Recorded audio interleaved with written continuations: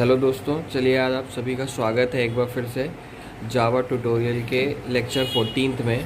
आज हम पढ़ेंगे कि लूप्स इन जावा, मतलब जावा के अंदर लूप्स का क्या यूज़ होता है और कब कब हम लूप्स का यूज़ कर सकते हैं अपना प्रोग्राम बनाने के लिए। तो पहले हम ये जानेंगे फॉर लूप के बारे में।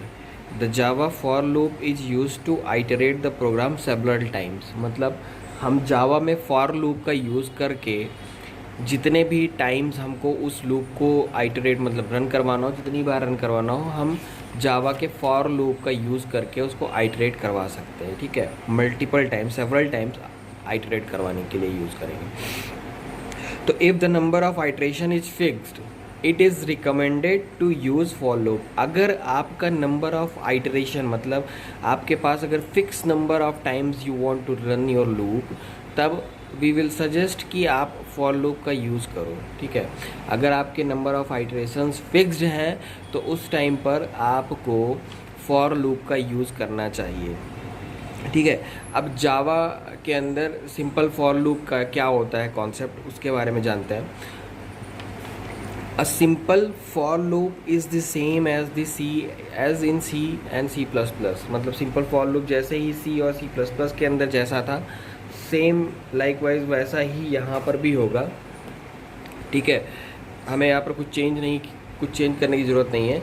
We can initialize the variable check condition, मतलब पहले हमें वेरिएबल का इनिशियलाइजेशन करना है, फिर कंडीशन चेक करना है, इंक्रीमेंट और डिक्रीमेंट, फिर कंडीशन चेक करना है, फिर इंक्रीमेंट और डिक्रीमेंट करना है। मतलब इसके 4 पार्ट हो जाते हैं एक तरीके से।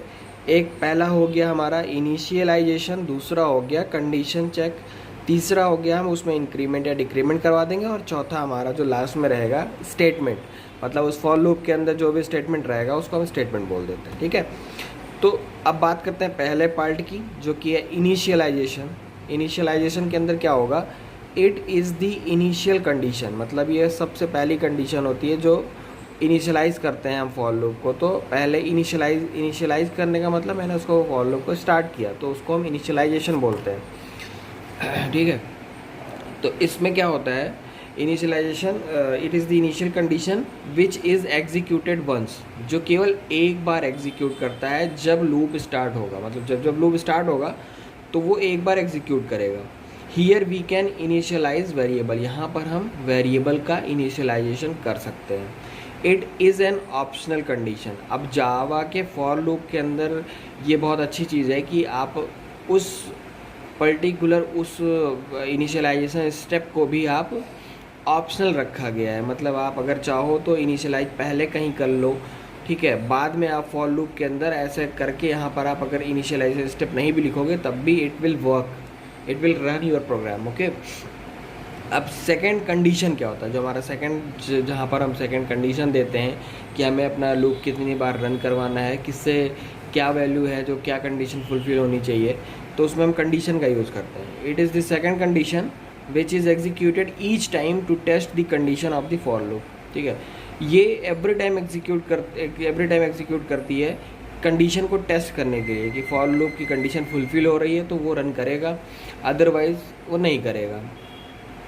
ठीक है, तो it continues execution until the condition is false. तो ये तब तक हमारा एग्जीक्यूशन कंटिन्यू रहता है जब तक कि एग्जीक्यूशन फॉल्स नहीं हो जाता। ठीक है, it is the second condition which is executed each time to test the condition of the loop. It continues execution until the condition is false. जब तक कि कंडीशन फॉल्स नहीं हो जाएगी तब तक वो एग्जीक्यूट एवरी टाइम करता रहेगा।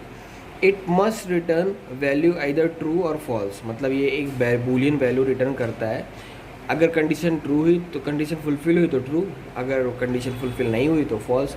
तो इट इज़ ऑल्सो, हाँ अभी तक की जैसी बात हम कर रहे थे कि इनिशियलाइजेशन वाला भी अगर हमारा ऑप्शनल है तो कंडीशनल भी हमारा ऑप्शनल ही है। It is also an optional condition. ठीक है, इस कंडीशनल स्टेटमेंट को भी आप कहीं और बाद में, पहले चाहे आप बाद में आप लिख सकते हो, आप पहले भी लिख सकते हो। ठीक है, तो कंडीशन जब तक फुलफिल करती रहेगी तब तक आपका लूप चलता रहेगा। अब ये कैसे इनिशियलाइजेशन कैसे करना है, कंडीशन कैसे लिखना है, और इंक्रीमेंट डिक्रीमेंट कैसे करना है, स्टेटमेंट में क्या करना है, इसके बारे में हम अपने नेक्स्ट लेक्चर में डिटेल में पढ़ेंगे, ठीक है। अभी पहले हम ये फोकस करते हैं कि यहाँ पर हम इंक्रीमेंट डिक्रीमेंट कंडीशन और इनिशियलाइजेशन कैसे क्या करना है इसके बारे में। तो इंक्रीमेंट और डिक्रीमेंट में क्या होता है, इट इंक्रीज और decreases the variable value, it is an optional condition. अब ये क्या करता है, जो भी वेरिएबल आपने लिया है उसकी वैल्यू को या तो इंक्रीज़ करेगा या तो डिक्रीज़ करेगा। तो ये भी क्या है, एक तरीके से ये भी आपकी ऑप्शनल कंडीशन होती है, ठीक है। यहाँ तक की बात समझ में आई। अब अगर आपको यहाँ तक की बात समझ में अगर आ गई है तो आपको अगर वीडियो अच्छा लग रहा हो तो आप वीडियो को लाइक कर देना, ठीक है, और शेयर भी कर देना अपने दोस्तों के बीच, ताकि उनको भी जावा प्रोग्रामिंग जिसको सीखनी हो वो सीख सकें, ठीक है। स्टेटमेंट में क्या होता है, the statement of the loop is executed each time until the condition is false. देखो, जब तक स्टेटमेंट क्या होगा, स्टेटमेंट तब तक एग्जीक्यूट करेगा, एवरी टाइम एग्जीक्यूट करते जाएगा जब तक कि आपकी जो सेकंड वाली कंडीशन है वो फॉल्स नहीं होती। जब तक अगर फॉल्स हो गई तो नहीं एग्जीक्यूट करेगा, अदरवाइज़ ये एग्जीक्यूट करते जाएगा। हमारा जो स्टेटमेंट जो भी लिखा रहेगा वो बार बार एग्जीक्यूट करता जाएगा, ठीक है। फॉर लूप में बहुत लोगों को प्रॉब्लम्स आती हैं, इसलिए आप अपने अगर आपके कोई डाउट भी है ना तो आप उसको कमेंट में लिख कर मुझसे पूछ सकते हैं। आई गाइड यू कि क्या करना है उसके लिए, मैं क्वेश्चंस के आंसर आपको बता दूंगा, ठीक है।